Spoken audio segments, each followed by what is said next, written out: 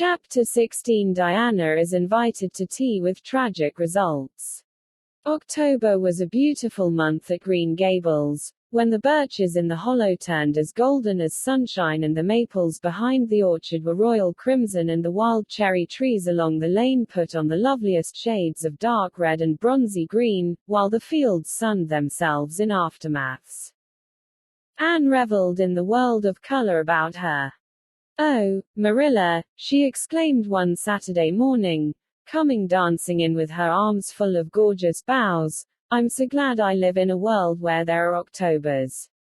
It would be terrible if we just skipped from September to November, wouldn't it? Look at these maple branches.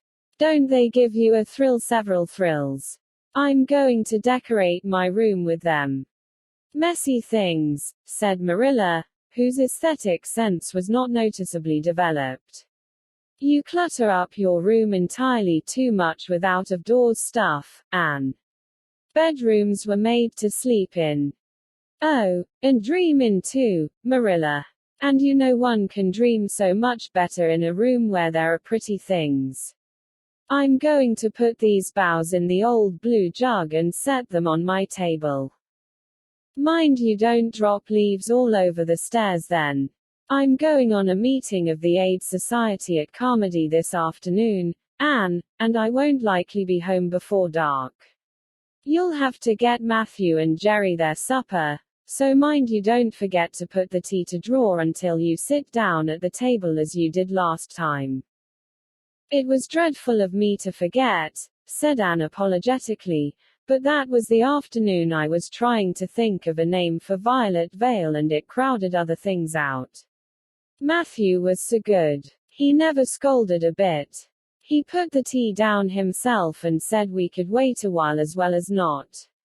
And I told him a lovely fairy story while we were waiting, so he didn't find the time long at all.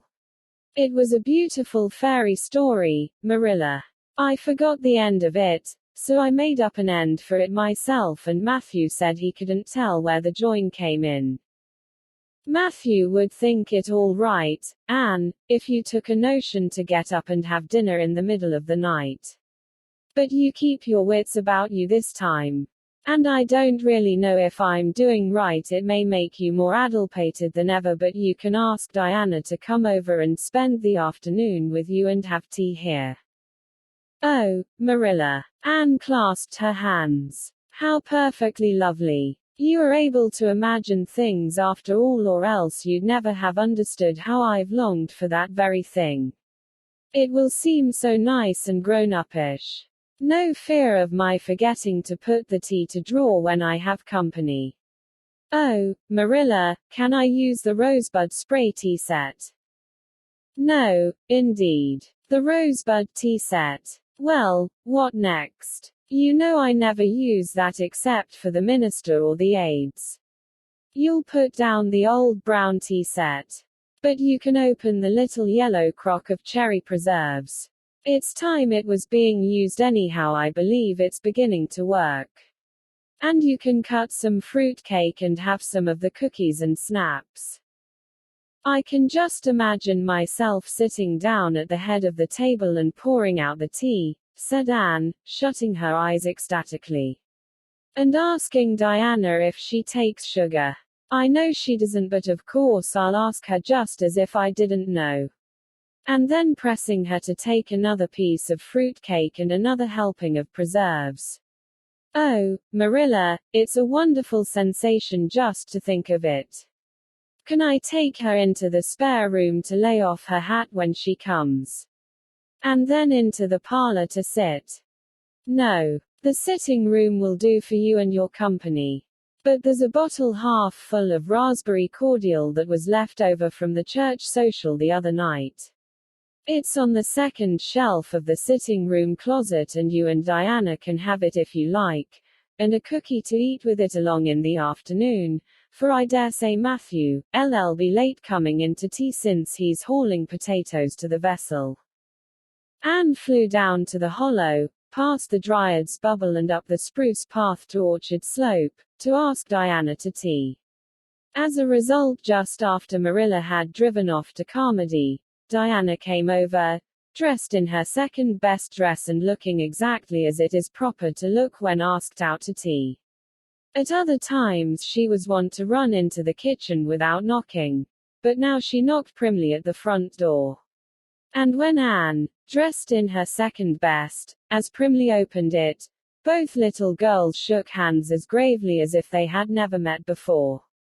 This unnatural solemnity lasted until after Diana had been taken to the east gable to lay off her hat and then had sat for 10 minutes in the sitting room, toes in position. "How is your mother?" inquired Anne politely, just as if she had not seen Miss Itzbarry picking apples that morning in excellent health and spirits. "She is very well, thank you. I suppose Mr. Cuthbert is hauling potatoes to the Lily Sands this afternoon, is he?" said Diana, who had ridden down to Mr. Harmon Andrews's that morning in Matthew's cart. "Yes. Our potato crop is very good this year. I hope your father's crop is good too." "It is fairly good, thank you. Have you picked many of your apples yet?" "Oh, ever so many," said Anne, forgetting to be dignified and jumping up quickly. "Let's go out to the orchard and get some of the red sweetings, Diana. Marilla says we can have all that are left on the tree. Marilla is a very generous woman. She said we could have fruit cake and cherry preserves for tea. But it isn't good manners to tell your company what you are going to give them to eat, so I won't tell you what she said we could have to drink. Only it begins with an R and a C and it's bright red color. I love bright red drinks, don't you? They taste twice as good as any other color." The orchard, with its great sweeping boughs that bent to the ground with fruit, proved so delightful that the little girls spent most of the afternoon in it, sitting in a grassy corner where the frost had spared the green and the mellow autumn sunshine lingered warmly, eating apples and talking as hard as they could. Diana had much to tell Anne of what went on in school. She had to sit with Gertie Pye and she hated it. Gertie squeaked her pencil all the time and it just made her Diana's blood run cold. Ruby Gillis had charmed all her warts away, true's you live, with a magic pebble that old Mary Jo from the creek gave her. You had to rub the warts with the pebble and then throw it away over your left shoulder at the time of the new moon and the warts would all go. Charlie Sloane's name was written up with M. White's on the porch wall and M. White was awful mad about it. Sam Bolter had sassed Mr. Phillips in class and Mr. Phillips whipped him and Sam's father came down to the school and dared Mr. Phillips to lay a hand on one of his children again. And Mattie Andrews had a new red hood and a blue crossover with tassels on it and the airs she put on about it were perfectly sickening. And Lizzie Wright didn't speak to Mamie Wilson because Mamie Wilson's grown-up sister had cut out Lizzie Wright's grown-up sister with her bow. And everybody missed Anne so and wished she's come to school again. And Gilbert Blythe. But Anne didn't want to hear about Gilbert Blythe. She jumped up hurriedly and said suppose they go in and have some raspberry cordial. Anne looked on the second shelf of the room pantry but there was no bottle of raspberry cordial there. Search revealed it away back on the top shelf. Anne put it on a tray and set it on the table with a tumbler. "Now, please help yourself, Diana," she said politely. "I don't believe I'll have any just now. I don't feel as if I wanted any after all those apples." Diana poured herself out a tumblerful, looked at its bright red hue admiringly, and then sipped it daintily. "That's awfully nice raspberry cordial, Anne," she said. "I didn't know raspberry cordial was so nice. I'm real glad you like it. Take as much as you want. I'm going to run out and stir the fire up. There are so many responsibilities on a person's mind when they're keeping house, isn't there?" When Anne came back from the kitchen, Diana was drinking her second glassful of cordial, and, being entreated thereto by Anne, she offered no particular objection to the drinking of a third. The tumblerfuls were generous ones and the raspberry cordial was certainly very nice. The nicest I ever drank, said Diana. It's ever so much nicer than Mrs. Lynde's, although she brags of hers so much. It doesn't taste a bit like hers. I should think Marilla's raspberry cordial would probably be much nicer than Mrs. Lynde's, said Anne loyally. Marilla is a famous cook. She is trying to teach me to cook, but I assure you, Diana, it is uphill work. There's so little scope for imagination in cookery. You just have to go by rules. The last time I made a cake I forgot to put the flour in. I was thinking the loveliest story about you and me, Diana. I thought you were desperately ill with smallpox and everybody deserted you, but I went boldly to your bedside and nursed you back to life. And then I took the smallpox and died, and I was buried under those poplar trees in the graveyard, and you planted a rosebush by my grave and watered it with your tears. And you never forgot the friend of your youth who sacrificed her life for you. Oh, it was such a pathetic tale, Diana. The tears just rained down over my cheeks while I mixed the cake. But I forgot the flour and the cake was a dismal failure. Flour is so essential to cakes, you know. Marilla was very cross, and I don't wonder. I'm a great trial to her. She was terribly mortified about the pudding sauce last week. We had a plum pudding for dinner on Tuesday and there was half the pudding and a pitcherful of sauce left over. Marilla said there was enough for another dinner and told me to set it on the pantry shelf and cover it.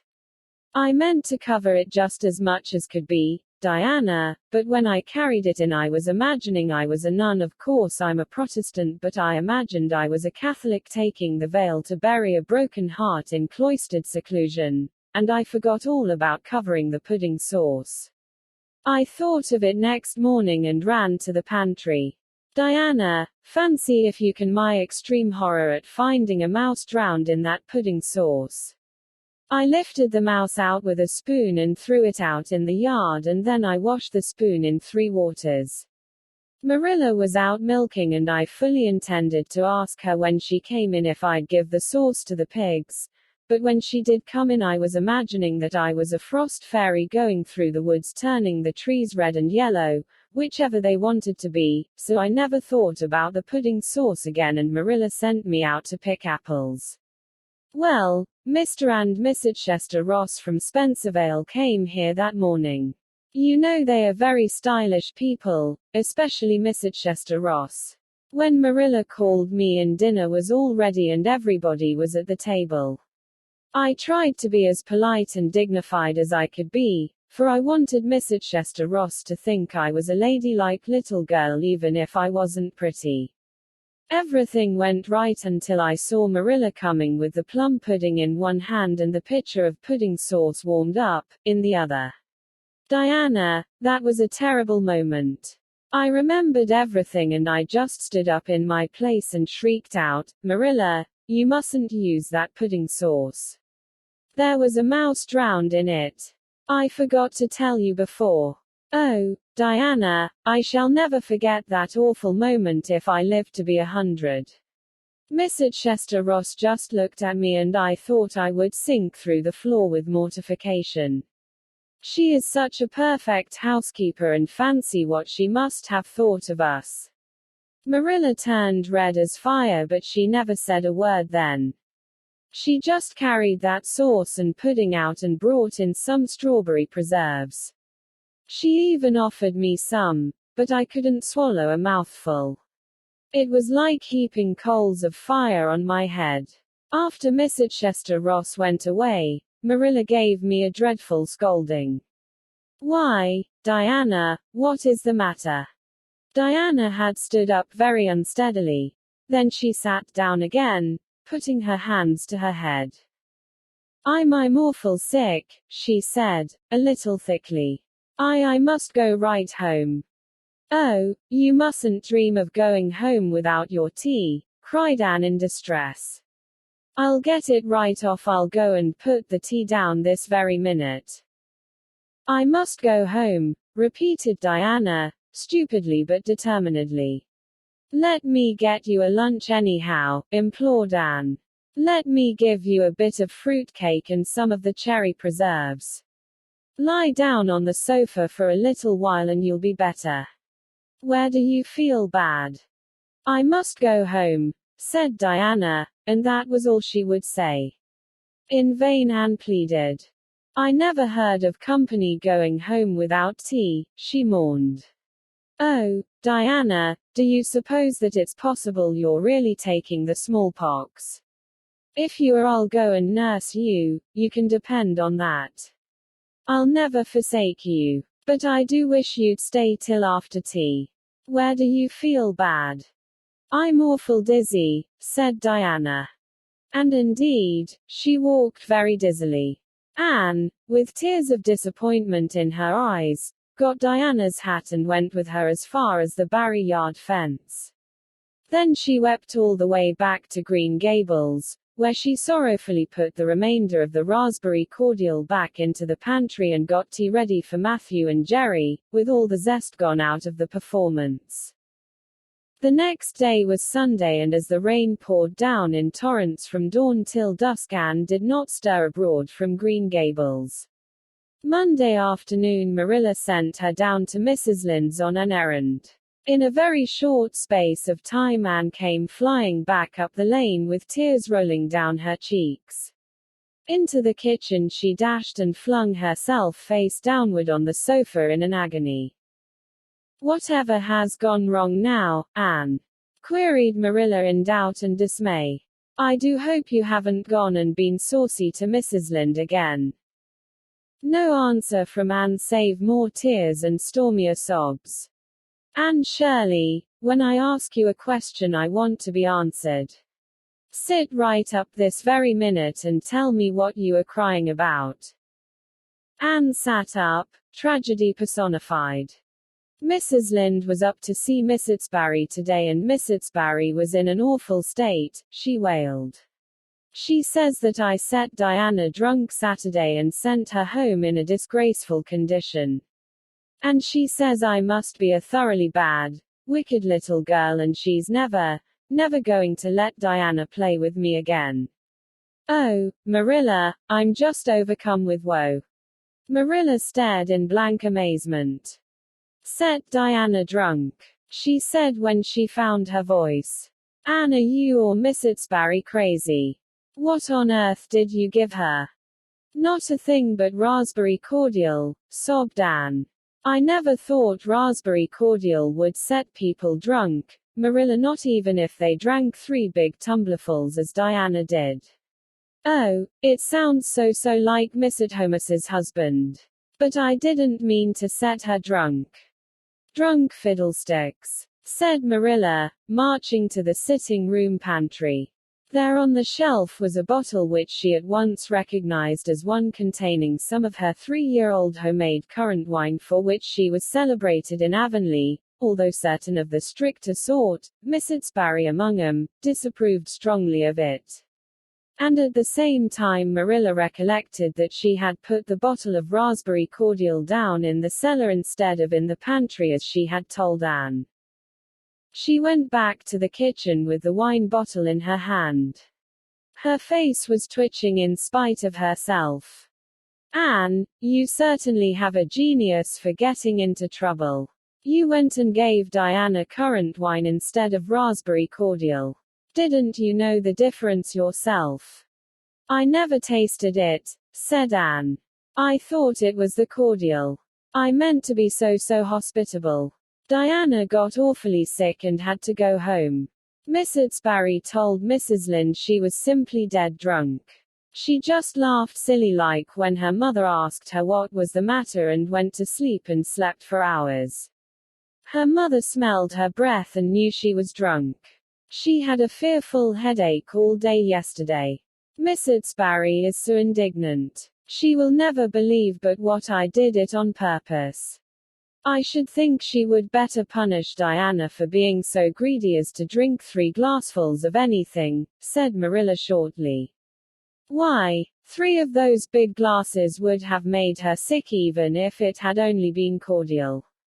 Well, this story will be a nice handle for those folks who are so down on me for making currant wine, although I haven't made any for 3 years ever since I found out that the minister didn't approve. I just kept that bottle for sickness. There, child, don't cry. I can't see as you were to blame, although I'm sorry it happened so. I must cry, said Anne. My heart is broken. The stars in their courses fight against me, Marilla. Diana and I are parted forever. Oh, Marilla, I little dreamed of this when first we swore our vows of friendship. Don't be foolish, Anne. Miss Utsbury will think better of it when she finds you're not to blame. I suppose she thinks you've done it for a silly joke or something of that sort. You'd best go up this evening and tell her how it was. My courage fails me at the thought of facing Diana's injured mother, sighed Anne. I wish you'd go, Marilla. You're so much more dignified than I am. Likely she'd listen to you quicker than to me. Well, I will, said Marilla, reflecting that it would probably be the wiser course. Don't cry any more, Anne. It will be all right. Marilla had changed her mind about it being all right by the time she got back from Orchard Slope. Anne was watching for her coming and flew to the porch door to meet her. Oh, Marilla, I know by your face that it's been no use, she said sorrowfully. Miss Utsbury won't forgive me. Miss Utsbury indeed, snapped Marilla. Of all the unreasonable women I ever saw, she's the worst. I told her it was all a mistake and you weren't to blame, but she just simply didn't believe me. And she rubbed it well in about my currant wine and how I'd always said it couldn't have the least effect on anybody. I just told her plainly that currant wine wasn't meant to be drunk 3 tumblerfuls at a time, and that if a child I had to do with was so greedy I'd sober her up with a right good spanking. Marilla whisked into the kitchen, grievously disturbed, leaving a very much distracted little soul in the porch behind her.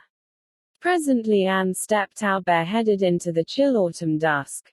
Very determinedly and steadily she took her way down through the sere clover field, over the log bridge and up through the spruce grove, lighted by a pale little moon hanging low over the western woods.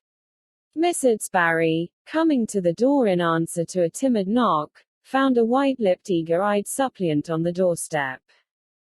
Her face hardened. Miss Utsbury was a woman of strong prejudices and dislikes, and her anger was of the cold, sullen sort which is always hardest to overcome.